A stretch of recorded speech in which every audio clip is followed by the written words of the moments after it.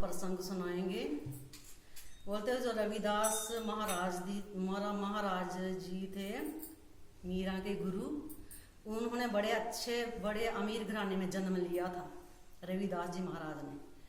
तो उनका यही काम था कि वे साधु संतों की सेवा में दिन रात लगे रहते थे। तो उनके माता पिता को डर था कि कहीं से सारा घर का सामान जो है वो साधु संतों को समर्पित ना कर दे।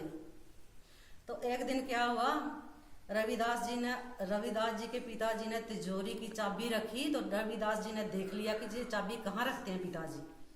चाबी का पता लगाया उन्होंने, तो कहाँ रखते हैं तिजोरी की चाबी। तो जब पता लग गया तो उन्होंने चोरी से चाबी तिजोरी के लेके वहां से अर्थ का मतलब पैसे निकाल कर साधु संतों की सेवा करने लगे। तो एक दिन पिताजी ने सोचा कि कई महीनों से साधु संतों की सेवा चल रही है, ये पैसे कहाँ से लेते होंगे। उनको शक पड़ा कि ये पैसे तिजोरी से निकालते होंगे। जब उन्होंने तिजोरी देखी तो पैसे उसमें से 80% उन्होंने दान कर दिया, संतों की सेवा में लगा दिया। 20% पैसे होंगे। तो पिताजी बोले, शादी कर ली थी गुरु रविदास जी महाराज ने। तो पिताजी बोले कि तू शादी कर ली है तो अभी भी मन माने ढंग से तू जो काम कर रहा है जे हमें पसंद नहीं है। तूने मेरे बिना पूछे तिजोरी की चाबी क्यों निकाली। रविदास जी को बोले उनके पिताजी। तो रविदास जी के पिताजी ने उनको हुक्म दिया कि अभी इसी वक्त घर से निकल जाओ। उन्हें घर से निकाल दिया रविदास जी महाराज जी को। तो रविदास जी मन ही मन खुश होने लगे कि पहले तो मैं चोरी छप्पे सेवा करता था, संतों के घर में आने का हुक्म नहीं था संतों का। अब तो मैं स्वतंत्र हूँ, खुलेआम संतों की सेवा करूंगा। तो रविदास पत्नी जी के साथ कहीं एक तरफ चले गए, जंगल में चले गए। तो वहां उन्होंने एक कुटिया बनाई, छप्पर बनाया। तो वहां रहकर रविदास जी नाम का जप करते हुए बाजार से चमड़ा लाते थे, चमड़ा खरीद कर लाते थे।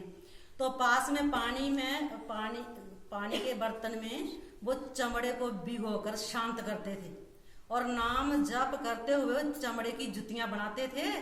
तो जब कोई साधु संत आता था तो उन्हें कभी उनको जुतियां पहना देते थे। तो किसी की फटी पुरानी जुतियां गांठ कर जो भी उससे पैसा मिलता, अर्थ मिलता, उसे वो संतों की सेवा करते रविदास जी।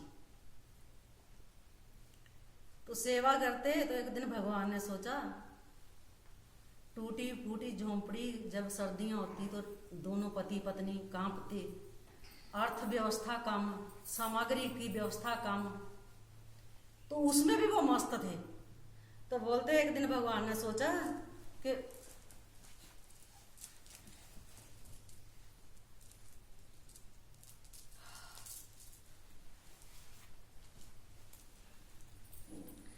भगवान ने सोचा कि मैं इसी रूप में गया तो मुझे पहचान जाएगा तो मेरे भक्ति व्यवस्था बड़ी गड़बड़ है।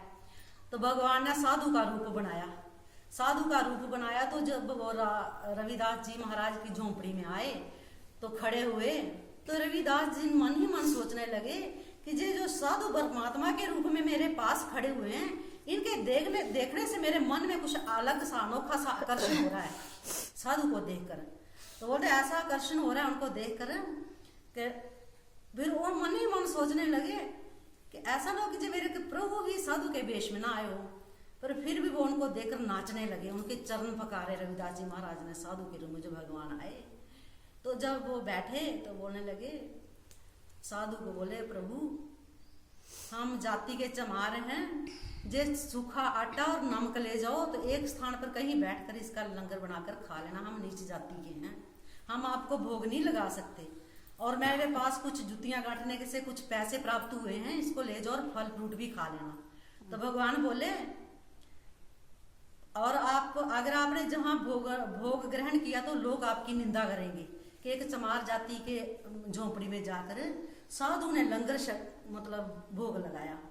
तो साधु जो भगवान साधु के रूप में आए थे वो बोले, रविदास मैंने सुना कि आपकी घरवाली बड़ा स्वादिष्ट भोजन बनाती है और हम आप दोनों के हाथों से बना हुआ भोग लगाएंगे। तो वो मन ही मन बड़े खुश हुए, दोनों पति पत्नी ने भोग बनाया। तो साधु के रूप में जो परमात्मा आए थे उनको भोग लगाया। तो भोग लगाने के बाद जब देखा उन्होंने, साधु ने पूछा, रविदास जी ना आपकी अच्छी व्यवस्था है, ना मकान है, ना थकान है आपको।